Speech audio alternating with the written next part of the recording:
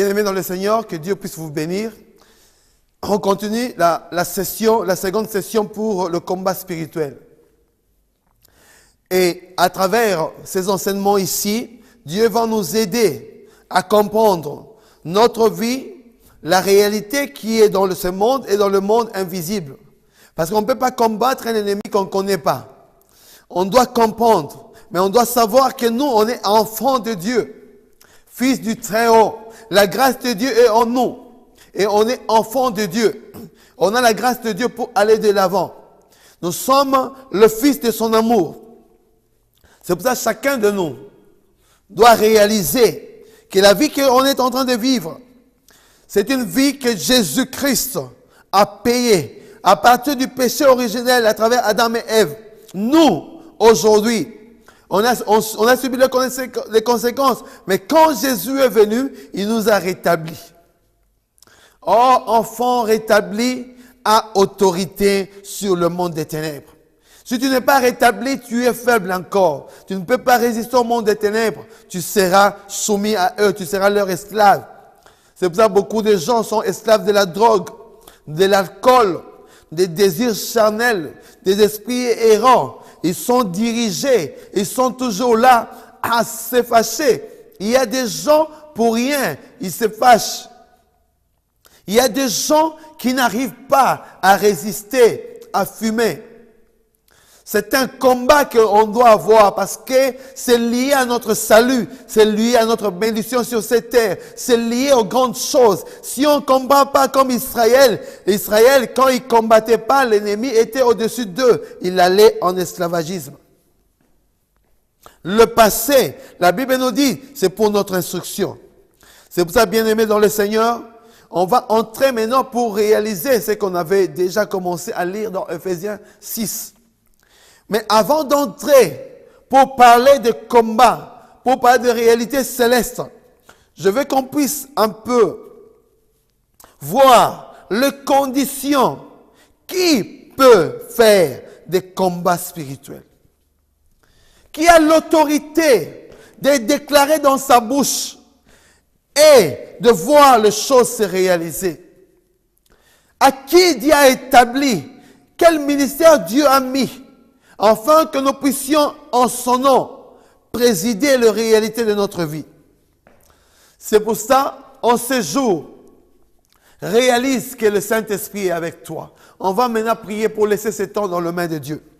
Dieu Tout-Puissant, au nom puissant de Jésus-Christ, je viens laisser tes enfants, je viens laisser ma soeur, mon frère, je viens laisser ceux qui écoutent ces messages dans ta main.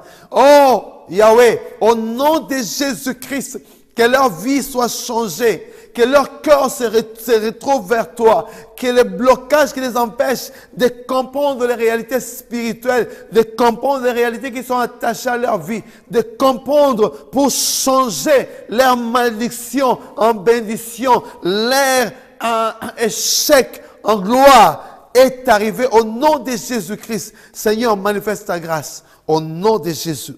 Amen. Bien-aimés dans le Seigneur, que Dieu puisse bénir vos vies, qu'il puisse continuer toujours à vous orienter. On vit sur une terre que Dieu a permis à chacun de nous selon les étapes. Parce que ceux qui ont été avant nous, ils ne sont plus. Nous, dans ces temps de la fin, on est la génération des temps de la fin qui verra Jésus-Christ retourner. Et nous, on doit réaliser les bénédictions qui sont encore autour de nous. Parce qu'on a besoin de changer les atmosphères. On a besoin de voir là où on est tombé pour se relever. C'est pour ça que j'étais en train de dire, qui peut faire la prière d'autorité? Il y a des principes qu'on doit comprendre. Les enfants de Dieu doivent se réveiller. Personne ne peut entrer dans la maison de l'homme fort, prendre ce bien, sans toutefois lier d'abord cet homme fort-là. Comme dit Matthieu 12. C'est très important, enfant de Dieu, qu'on se réveille. Qu'on se réveille, qu'on comprenne que le diable, il est en train de chercher pour nous empêcher d'avoir la joie sur cette terre. Oh, Dieu t'a créé pour que tu puisses jouir. Dieu a donné toutes choses en Jésus-Christ.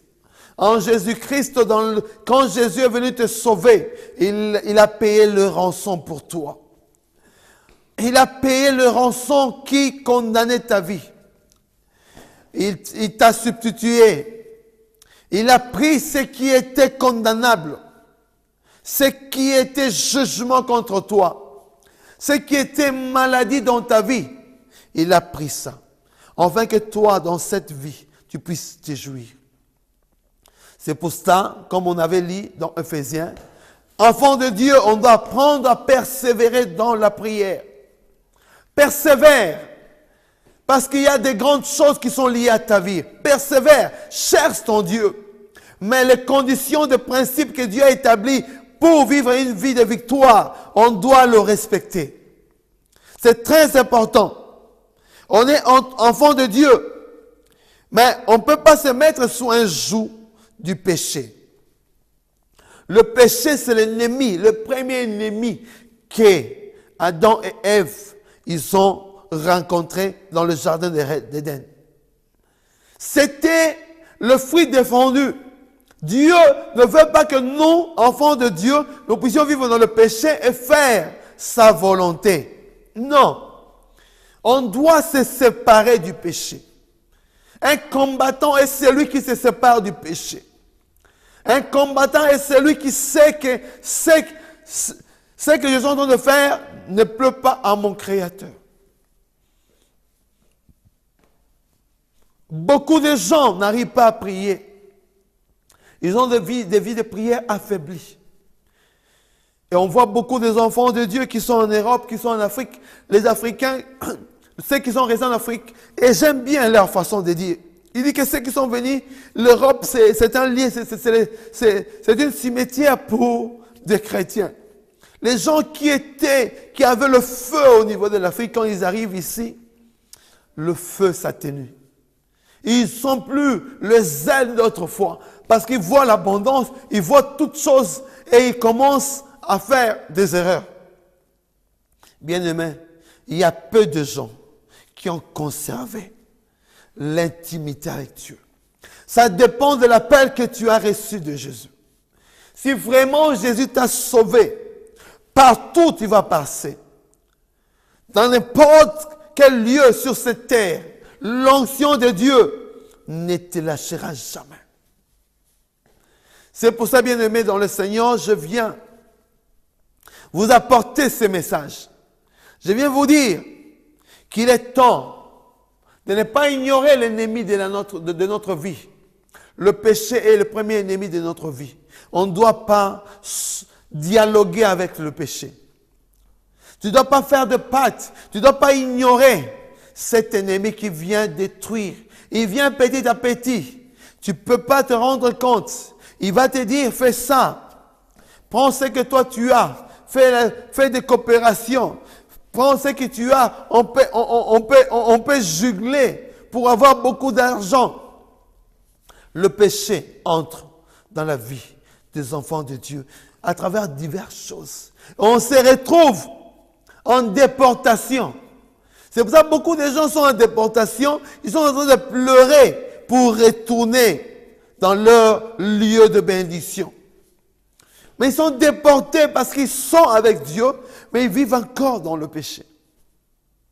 Or, bien-aimés dans le Seigneur, le péché non seulement nous empêche de prier et de voir des résultats, parce que quand on est enfant de Dieu, et le prière, c'est un domaine, alors on peut dire céleste. C'est Dieu qui établit la réalité de la prière. Pour que ça arrive au ciel, ça doit passer par le deuxième ciel. Là où il y a le monde des ténèbres, on va en parler. Là où il y a de domination, là où il y a le principauté, ils sont là, dans leur territoire. Ils voient ce qui sort sur cette terre. Ils connaissent le principe de Dieu.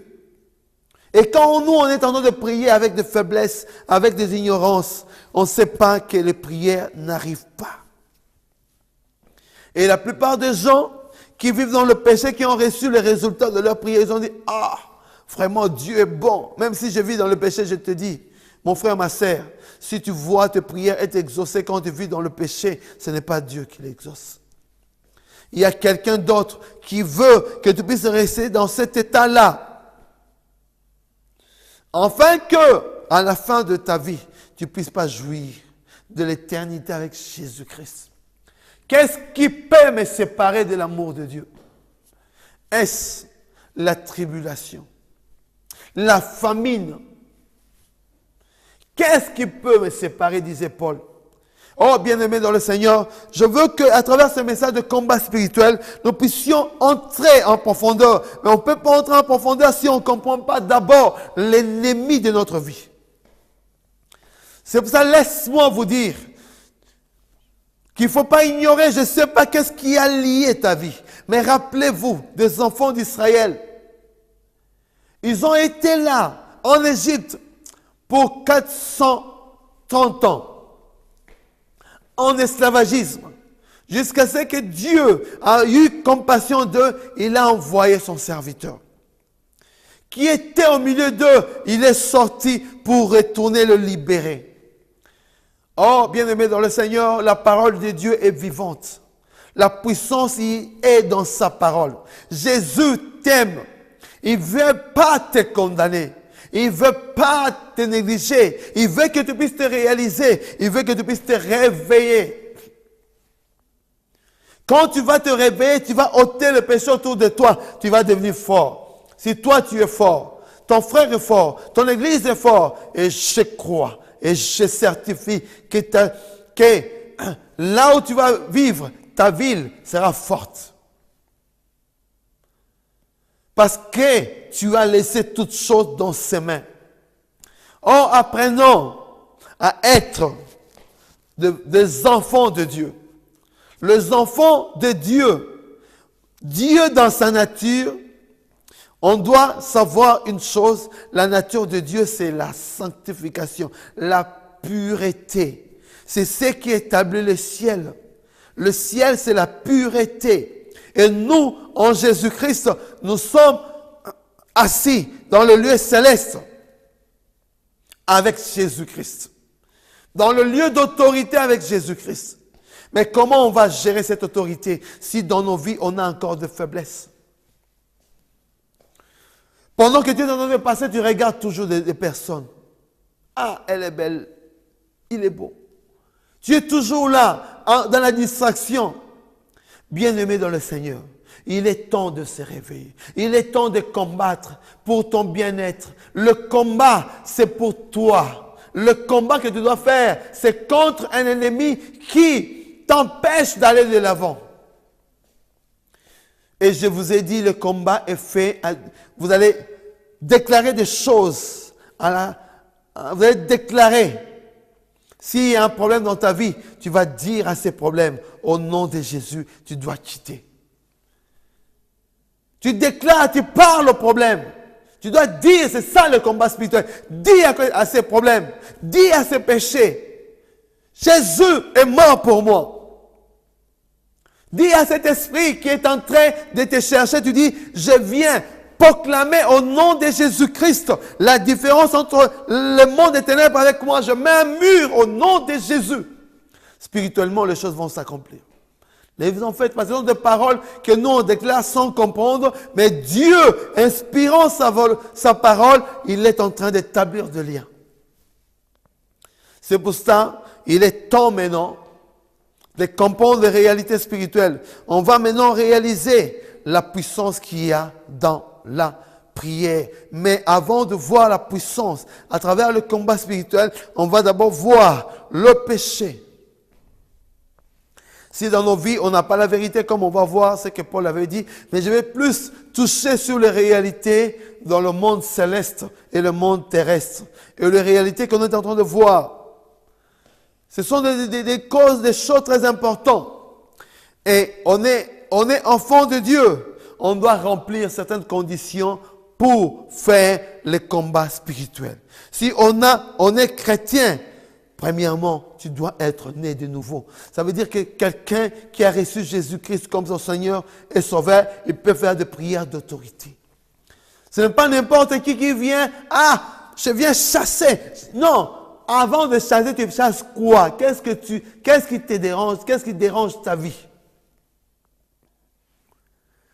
On ne doit pas vivre une vie de faiblesse.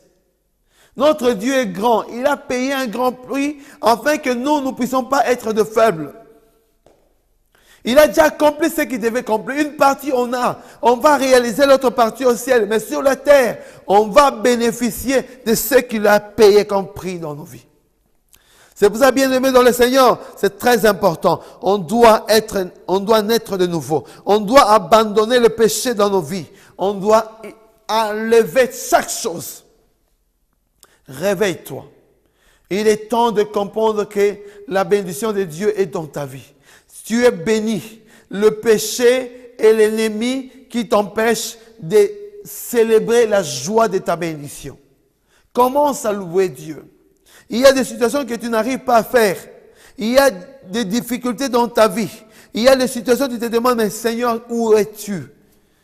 Moi, je peux te dire, commence à louer. Mets la musique. Commence à glorifier ton Créateur. Commence à déclarer que lui est mort pour toi. Commence à dire à cette chose-là qui vient te déranger, qui vient t'enlever la paix, la destruction que Satan veut faire dans ta vie, dans ta famille, la maladie qu'il a portée dans ta vie pour t'empêcher d'aller de l'avant. Rappelle que quelqu'un a payé un prix pour toi. Abandonne chaque chose. Libère-toi de tout ce qui est péché. On doit ne pas avoir de doute dans la prière. La Bible dit tout ce que vous demanderez au Père sans douter. Sans douter. La foi, c'est le contraire de doute. Tu veux aller de l'avant? Tu veux voir que Dieu puisse réaliser des choses dans ta vie? Tu aimes Jésus-Christ? Tu veux aimer Jésus-Christ? Comment est ta situation? Tu aimes Jésus-Christ? Tu veux qu'il puisse changer ta vie? Tu crois que Jésus est incapable de résoudre ton problème? Tu crois qu'il ne connaît pas ce que tu es en train de passer? Moi, je peux te dire, il connaît chaque chose. Mais il attend que tu puisses te réveiller. Il attend que tu puisses déclarer des choses. Il attend que tu puisses respecter ce que tu as déclaré et confirmer à partir de la prière. Réveille-toi. Il y a la grâce de Dieu qui va opérer dans ta vie. À partir de ces messages, quand tu vas l'écouter, le Saint-Esprit va commencer à te donner les équipements nécessaires. Il va commencer. Il y a des choses que tu vas commencer à avoir le dégoût. Comme Dieu a fait dans ma vie. Quand il est venu me visiter, il m'a donné les dégoûts du péché. La haine du péché. Les dégoûts, c'est quelque chose, même si tu tombes, tu dois te révéler, tu dois directement te relever. Parce qu'en toi, il y a la sémence de Dieu.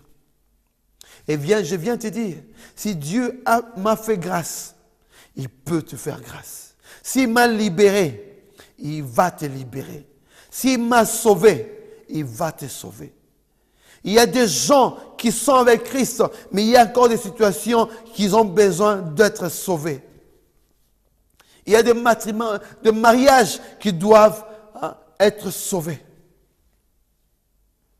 Il y a des conflits que Dieu doit intervenir pour corriger. Il y a des gens qui se disent, mais où est le mal que je fais dans ma vie pour ne pas mériter la joie sur cette terre? Oh, toi qui cherches encore que Dieu puisse te bénir, organiser ta vie. Tu as des problèmes de documents, tu as des problèmes de vie, tu as des problèmes pour manger, tu as des problèmes pour aller de l'avant, tu ne trouves pas de travail. Tu te demandes, mais Dieu, où est-ce que tu es? Moi, je viens te dire, je viens te donner la réponse que Jésus est avec toi et il va opérer. Reste branché sur ce canal et le Saint-Esprit de Dieu va t'aider. Prie ensemble avec nous dans ce canal sur toutes les sessions de combat et tu vas voir, la grâce de Dieu va te pénétrer. Chaque message, suis et prie avec nous. Et Dieu va opérer dans ta vie. Le péché, on a parlé de ça. Le doute, on tend le doute dans nos vies. Quand tu veux prier, ne viens pas devant Dieu avec beaucoup de préoccupations. Il y a beaucoup de gens, quand ils viennent devant Dieu, ils veulent prier. Leur pensée, c'est ça. Le champ de combat spirituel, c'est dans le pensée. L'être. Ici, intelligere, comme on dit en latin, ici. Dans l'intelligence de l'homme, c'est là où l'ennemi, mens mentis, c'est là où il vient, là où il y a l'esprit de l'homme. Il vient, il commence à pénétrer dans tes pensées. C'est l'âme, le centre. Mais on doit comprendre que le champ d'action de l'ennemi, c'est ici dans notre pensée. Si on veut vaincre, on doit gérer nos pensées. Beaucoup de gens sont en train de prier, pendant que tu es en train de prier, au nom de Jésus, tes pensées sont ailleurs. Tu es en train de prier au nom de Jésus, la bouche dit au nom de Jésus, mais le pensée n'est pas contrôlé, le pensée n'est pas fixé, tu n'es pas en harmonie avec le pensée. Alors, quand tu dis au nom de Jésus, dis aussi dans tes pensées au nom de Jésus, comme ça tu seras en harmonie avec Dieu. Parce que c'est ce que tu déclares dans ta bouche, mais si dans tes pensées ce n'est pas identique, donc deux choses ne peuvent pas marcher ensemble et avoir le résultat. Ce sont des principes de la vie chrétienne. C'est pour ça, bien-aimés dans le Seigneur, que cet enseignement puisse être une bénédiction pour vous. Vraiment, de tout mon cœur, je veux que le Saint-Esprit qui est avec nous puisse vous utiliser, puisse vous bénir, puisse vous assister. Et que la grâce de Dieu qui agit en ce moment puisse agir dans ta vie, dans ta situation, dans tes difficultés. Parce que ces enseignements de prière nous poussent à prier. On va parler bien, si, mais on va prier aussi. Parce que le monde invisible existe.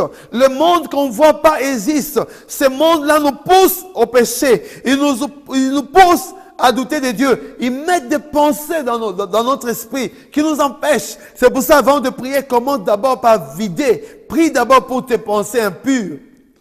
Prie d'abord ce qui dirige tes pensées. Parce que tu ne peux pas déclarer dans ta bouche alors que tes pensées sont dans le supermarché, sont en train de faire des choses. Pendant que tu es en train de prier là, tu commences à penser, cette chose-là, parce que l'ennemi va faire ça, il va commencer à injecter les traits. Il va injecter maintenant le trait. Il va injecter des paroles. Il va injecter des choses que tu devais faire, que tu n'as pas fait. Pendant que tu es en train de prier, tu sens, mais cette chose-là, je devais faire ça. Tu es dérangé. L'équilibre, tu n'es pas équilibré. Dieu a dit, si tu veux prier, va dans ta maison. Ferme ta chambre. La porte de ta chambre. Prie ton Dieu dans le secret, il va t'écouter. Oh, alléluia, notre Dieu est Seigneur. C'est pour ça qu'on doit le louer. On doit apprendre à prier, à fermer les portes. Ferme les portes de tes pensées. Ce sont des choses qui vont t'empêcher de ne pas voir la gloire de Dieu. Quand tu es en train de prier, tu te sens encore coupable de péché que tu avais fait dans le passé. Tu te sens encore coupable de ce que tu as fait dernièrement. Tu te sens encore coupable des conditions, des choses qui sont passées dans ta vie. Tu te sens encore coupable parce que tu es en train de continuer à fumer. Oh, enfant de Dieu, on ne va pas se jouer de Dieu. Tu ne peux pas être un grand fumeur dehors et à l'église, tu es là, un saint. Donc tu es bien là. Mais dehors, tu fais des choses. Vous savez, la sanctification, ce n'est pas à l'église. L'église, c'est un lieu où si Jésus revient, il va trouver les gens à l'église, ils seront tous salvés. Mais derrière, en dehors de l'église, c'est là où on doit vivre la sanctification. Dans ta maison, dans tes relations avec les autres, dans ta façon de faire. Moi, j'ai eu beaucoup de gens. Il suffit seulement qu'ils puissent me voir. Pasteur, il cache des cigarettes. Ça ne sert à rien de te cacher. tu risques de te brûler pour rien. Comme d'autres se sont brûlés, ils ont compris et ils ont pris des décisions pour abandonner. Mais Dieu veut que tu puisses devenir quelqu'un fort, puissant, à qui lui va utiliser pour changer les circonstances. Ta vie sera changée, les circonstances seront changées et tu vas contaminer les autres. Quand moi je suis en train de te contaminer, toi tu dois contaminer les autres. Tu ne dois pas être un faible. Dieu ne t'a pas créé faible. Il a mis son esprit. L'esprit de Dieu en toi, cet esprit de fort. Et on doit réaliser ça. Je veux prier maintenant.